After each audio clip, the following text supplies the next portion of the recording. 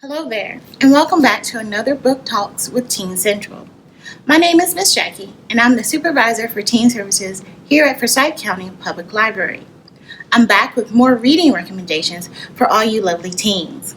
Well, it's official. The most wonderful time of the year is upon us. No, not that holiday season. That's right, it's spooky time. Now, I could just bombard you with all the spooky books, but just like most things in life, there are nuances in reading YA spookiness that I want to explore. Levels to the spookiness, if you will. So, as a slightly disturbed lion once said, be prepared.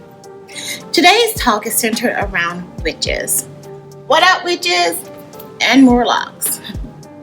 Witches have a long and dark history in literature, and they haven't been given the best reputation.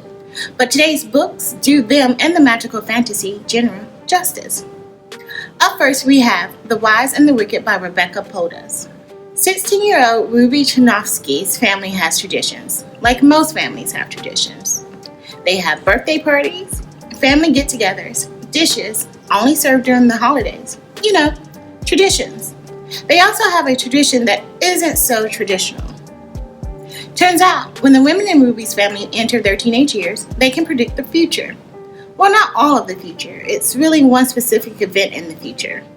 The very moment where they die. Can you even imagine that? Knowing the exact date, time, and way you're going to die? Ruby's demise? In a car on the way to her 18th birthday. Ruby's resigned to her fate, but then she learns that her great aunt somehow managed to not only avoid her fated death, but live for many years after her predicted death. Now Ruby, along with her cousin Cece, wants to know, can they too change their fate?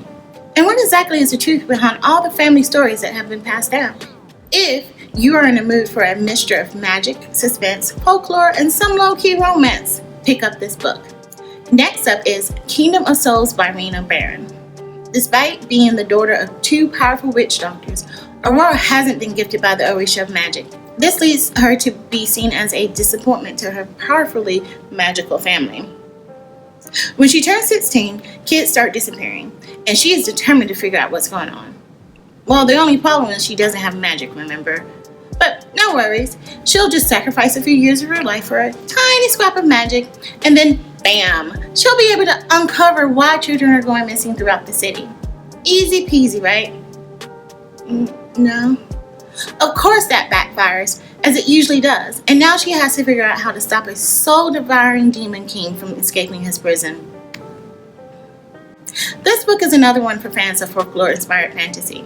It's got drama, vengeance, greed, sacrifice, and a star-crossed romance. The West African mythology that Barron draws from is very evident. This one will keep you up late into the night, internally wondering some things like, what is faith and what is free will? Next up is Labyrinth Lost by Zeradiah Cordova.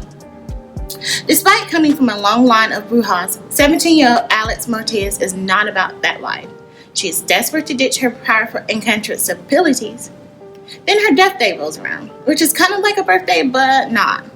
This is the day when she comes into her full powers. And because fate likes to mess with us, turns out Alex is not only powerful, she might just be the most powerful bruja that has been born in generations. So like any normal human, she decides to nope right out of that situation.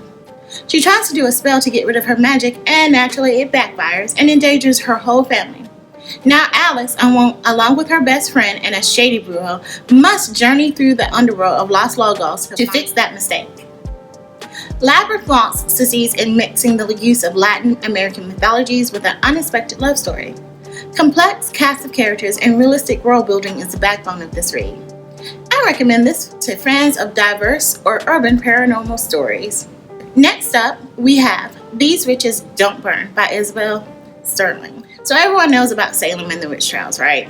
Right. Well, imagine being a teen who lives in modern day Salem, and you just happen to be an elemental witch. You know, someone who can manipulate the world around you. Obviously, you'll have to keep your powers a secret from any non-witches, like most of your friends. Well, that's Hannah's life. And she's trying to live it until someone decides it's a great idea to use some rather gruesome ways to stir up some dark magic in Salem. Hannah does the responsible thing and goes to her coven for help. But they're all like, nah fam, we just gonna go stand over here in this corner. This leaves her with only one ally in this investigation, her ex-girlfriend, fellow witch Veronica. If you like drama-rich paranormal mystery with some romance sprinkled in, this is a book for you. But I gotta warn you, Sterling isn't afraid to get a bit dark and in your face with it. But fans of the Netflix show The Chilling Adventures of Sabrina will enjoy this read. Next we have Carry On by Rainbow Rowell. If you have read Rowell's Fangirl, then you would have gotten a glimpse of Simon Snow and the world of Watford. Now it's your chance to fully submerge in this fantastical magical world. During his final year at the Watford School of Magic's reluctant chosen one, Simon Snow is not having the best time. His girlfriend is distant, and he's afraid he'll lose touch with his best friend after graduation.